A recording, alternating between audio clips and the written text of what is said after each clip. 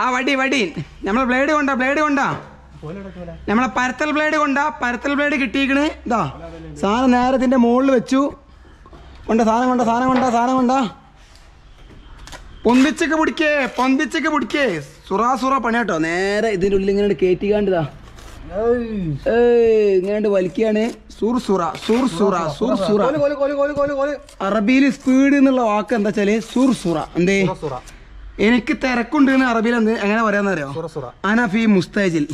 ഹിന്ദിയിൽ മേ ജൽദി ജാരഹാഹും. എത്ര ഭാഷ ഞങ്ങൾക്ക് പഠിപ്പിച്ചു തരണൊക്കെയാ. അപ്പം ബേഡ് എടുത്തു, ഇങ്ങോട്ട് വെച്ചു. എന്തേ ഞാൻ ഇപ്പോൾ ഇവിടെ നിൽക്കണ വെച്ചാൽ റമ്മിൻ്റെ മുകളിലാട്ടോ. വലിയ സൗകര്യങ്ങളൊന്നുമില്ല. ഏകദേശം 11 വരി ജാളി വെച്ച് കഴിഞ്ഞു. 12ാമത്തെ വരിയാണ് ലാസ്റ്റ് വരി എന്ന് പറയും ഇംഗ്ലീഷിൽ, ലാസ്റ്റ് ലൈൻ. എന്തേ ഏത് അതൊന്നും പ്രശ്നമില്ലടാ. ജനങ്ങൾക്ക് നമ്മൾ ഉപകാരം ചെയ്യണ കാര്യങ്ങൾ. കോലെടുക്കാനായിട്ടില്ല. പരുത്തി കഴിയട്ടെ. ജാളി എങ്ങനെ വെക്കാം, എങ്ങനെ ഫിറ്റാക്കാം, ഒരു വീട്ടിൽ നിന്ന് ഭക്ഷണം ഏതൊക്കെ നമ്മൾ ചോദിച്ച് വാങ്ങാം, ഒരു കൂലിപ്പണിക്കാരന് അവകാശപ്പെട്ട ഭക്ഷണം ഏതൊക്കെയാണ്, അത് ഏതൊക്കെ സമയത്ത് വാങ്ങണം, അങ്ങനത്തെ എല്ലാ കാര്യങ്ങളും ഈ വീഡിയോ കൂടെ നമ്മൾ പറഞ്ഞിരുന്നേ. ജാളി വെക്കുന്ന ദിവസം കരാറെടുക്കാനല്ല നമ്മൾ ശ്രദ്ധിക്കേണ്ടി. അവിടുത്തെ ഭക്ഷണക്രമങ്ങൾ മാക്സിമം ശ്രദ്ധിക്കണം. കാരണം ജാളിന്റെ പണി എന്ന് പറഞ്ഞിട്ടാണെങ്കിൽ ആ റെഡി പൊട്ടിക്കാതെ അകത്ത് വെച്ചാ പശപന്തിക്ക് ഏതാ ഗമ്മ് എന്ന് പറയും. വെയിൽ കൊള്ളുന്ന സ്ഥലം ആയതുകൊണ്ട് ഗമ്മിന്റെ ഗ്രേഡ് വേറെ ലെവലാട്ടോ. അതങ്ങടക്ക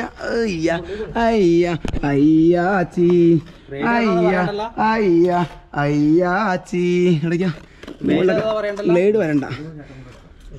സാധനം എടുത്തോ. സൂപ്പറായില്ലേ? തുടങ്ങിയല്ലേ? എവിടുന്നേ? അല്ലല്ല, ഇതുവരെ ഇവിടെ വെക്കുക. ഈ ഒന്ന് മാത്രം വെക്കണതിന് മുമ്പ് ഇവിടെ മതി. നോക്കിട്ടെ ഡിസൈൻ നോക്കിയാ. ഡയമണ്ട് എന്ന് പറയുമ്പോ സാധനം ഇങ്ങനെ വരണ്ടി, ഇങ്ങനെ വരണ്ടി പോരാ. നോക്കിയാ ലേ നോക്കിട്ടോ. അവിടെ എന്താ മാറി നോക്കിട്ടോ. മാറിയൊക്കെ കറക്റ്റ് ആക്കി. ലാസ്റ്റ് വരികയാണ്. റെഡല്ലേ? പറ്റ നിൽക്കാ കറക്റ്റ് ആയിക്കോട്ടെ. എന്റെ വിരലിട്ട് നോക്കണ്ട അങ്ങോട്ട് പറ്റല്ലേ? അങ്ങോട്ടും ഇങ്ങോട്ടുള്ള കുളത്തിലാക്കിയാളേ. റെഡി. ഇനി മറ്റേ സാധനം വെക്കണില്ല കേട്ടോ. ഇതാണ് നമ്മളെ ചിന്ന ബ്ലേഡ്. ഈ ചിന്ന ബ്ലേഡ് എന്തെന്ന് അറിയോ? ഇങ്ങനെ വെച്ചുകാണ്ടായിരുന്നു നമ്മൾ ഇതുവരെ പരത്തിയിരുന്നത്. ഇനി ചിന്ന ബ്ലേഡ് വെക്കാൻ പറ്റൂല.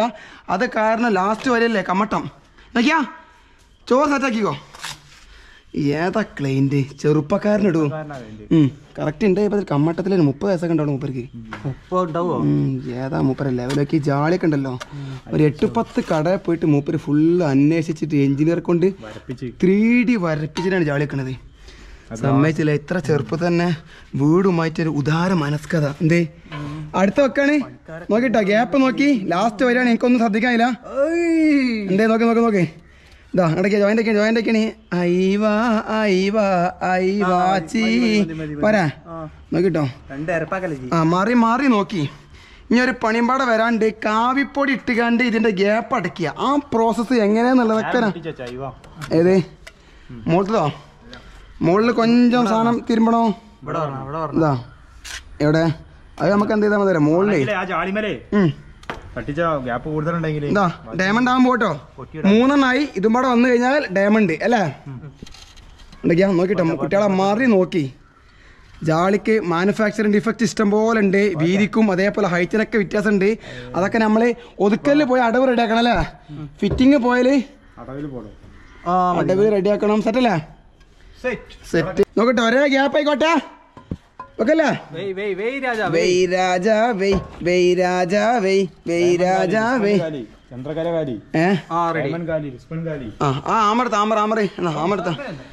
ആമറാക്കണേ ബാക്കില്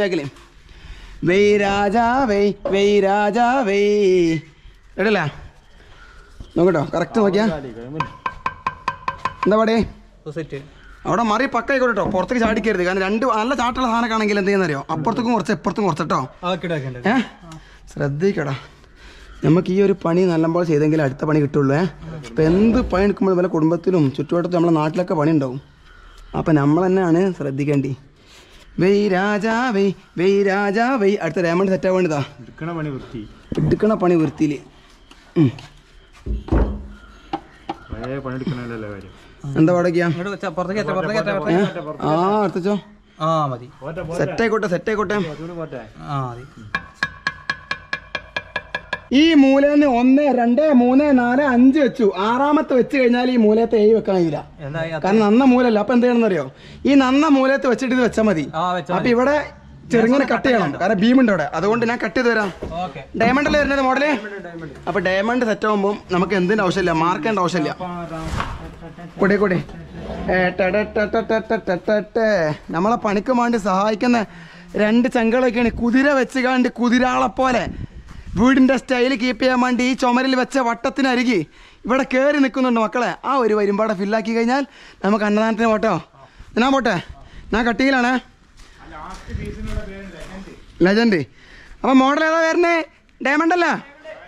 ഓക്കെ. കട്ടിങ് എന്ന് പറഞ്ഞാൽ ഇതാ ഇങ്ങനെ വെക്കുക.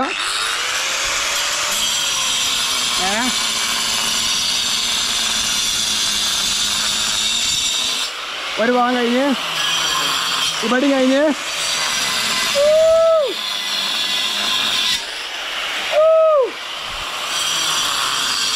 ഇവിടെ കഴിഞ്ഞ്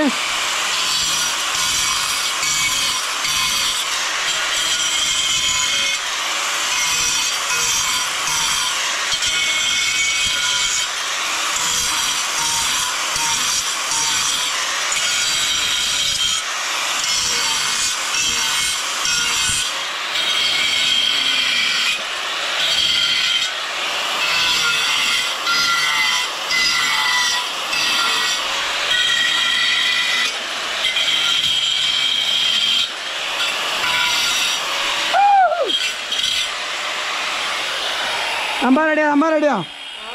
ഏതോ കട്ടിങ് നോക്കിയാ. പിന്നെ കട്ടിങ്ങിനും വേണ്ടിയിട്ട് ഈ ഹാൻഡ് ഗ്രൈൻഡർ 6 പിടിക്കുമ്പോഴും ശ്രദ്ധിക്കണം. ഭയങ്കര ഡേഞ്ചർ സംഭവമാണ്. പിന്നെ പൊടി വാറാതാക്കാൻ നമ്മൾ ബലങ്ങായിട്ടാണ് പൊടിച്ചത്. അത് നമ്മൾ എക്സ്പീരിയൻസ് കൊണ്ട് മാത്രമാണ്. ഈ മെഷീനിൽ ഒരു കാരണവശാലും എന്ത് ചെയ്യാൻ പാടില്ല, മരത്തിൻ്റെ ബ്ലേഡ് ഉപയോഗിക്കരുത്. മരത്തിൻ്റെ ബ്ലേഡ് ഉപയോഗിച്ച് കഴിഞ്ഞാൽ റിട്ടേൺ വരികയും നമ്മളെ ശരീരത്തിലേക്ക് മെഷീൻ കയറുകയും മെഡിക്കൽ കോളേജിലേക്ക് പോവുകയും ചെയ്യേണ്ട അവസ്ഥ വരും. അപ്പോൾ അതുകൊണ്ട് ഈ സിമെൻറ്റിൻ്റെ സ്ട്രോങ് എത്രയാണ്? 2:1.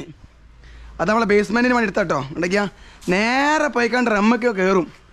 ഈ കുട്ടി ഞങ്ങളെ തേഞ്ഞിപ്പലം മൂന്നിയൂർ പള്ളിക്കൽ പഞ്ചായത്തിലേക്ക് എസറാൻ കൊടുക്കുമ്പോഴത്തിന് മീൻ കൊണ്ടുവരുന്ന കുട്ടിയാണ്. ഈ കുട്ടിൻ്റെ പേരാണ് റംബൂച്ച. എല്ലാ കിണറുമണികളും എടുത്തു കൊടുക്കുന്നു ചെമ്മാട്. ജാളി കുറഞ്ഞ നിരക്കിൽ കച്ചവടം ചെയ്ത് കൊടുക്കുന്നു വേങ്ങര.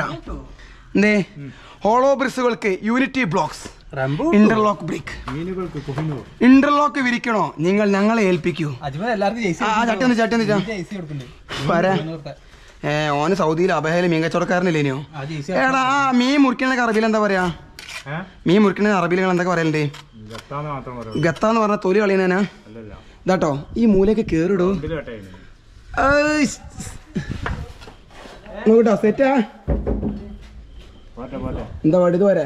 ഒന്നും പോരാ. അത് മതി. മറ്റേ കട്ടിങ് നൂല് റെഡിയാ. ഇത് ഇവിടെ ശരിയാക്കണോ? ഇവിടെയാണ് ശരിയാക്കണ്ട, അവിടെ അല്ല.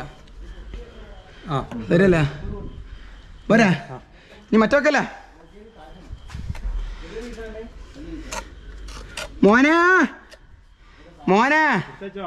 മോനെ ചോറും തണുത്തോളെടുത്തൊക്കെ എന്നാ.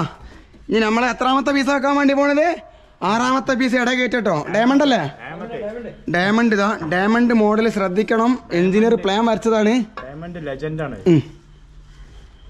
എന്താ പാടക്കിയാ? സൂപ്പർ അല്ലേ? ഞാൻ ആ ജോയിന്റ് ഒക്കെ സെറ്റാക്കിയാ നിങ്ങള്. എന്താ പാടക്കി? എന്താ വടിമ മുട്ടിച്ചേക്കി അവിടെ മാറി നോക്കിട്ടോ.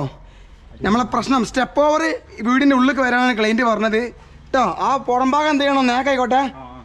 എന്താ പാട്? പോരാ? റെഡിയല്ലേ? ഓക്കെ. ഈ ഗ്യാപ്പിൽ പുട്ടിയിടൂലേ? Okay set. എന്നാ മതി. അവിടെ സ്റ്റെപ്പ് ഓർന്നില്ല നീ? അടിപൊളി. എന്നാ ഇറങ്ങി. ചോറ് ഇനി ഒന്നും നോക്കണ്ട. ഇനി ചോറുന്നാ 10 മിനിറ്റ് ഇരിക്കുക. ഞാൻ നേരെ അടുക്കളയൊക്കെ പോണേ. ചോറായി നോക്കട്ടെ. ഞാൻ നേരെ അടുക്കളയൊക്കാ. ഇതാണ് ഈ വീടിൻ്റെ ഉൾഭാഗം. എന്തൊക്കെയാണ് സൂപ്പർ ടൈലായിട്ട് അടുക്കളയിൽ വെച്ചത്. പക്ഷെ നമ്മൾ വീടിൻ്റെ ഉള്ളിലേക്ക് പോകാൻ പറ്റില്ല. നമ്മളെ ക്ലൈൻറ്റ് ദേഷ്യപ്പെടും. നിങ്ങൾക്ക് വേണമെങ്കിൽ ഈ വീടിൻ്റെ അടുക്കള മാത്രം കാണിച്ചു തരാം. എന്താ രസം!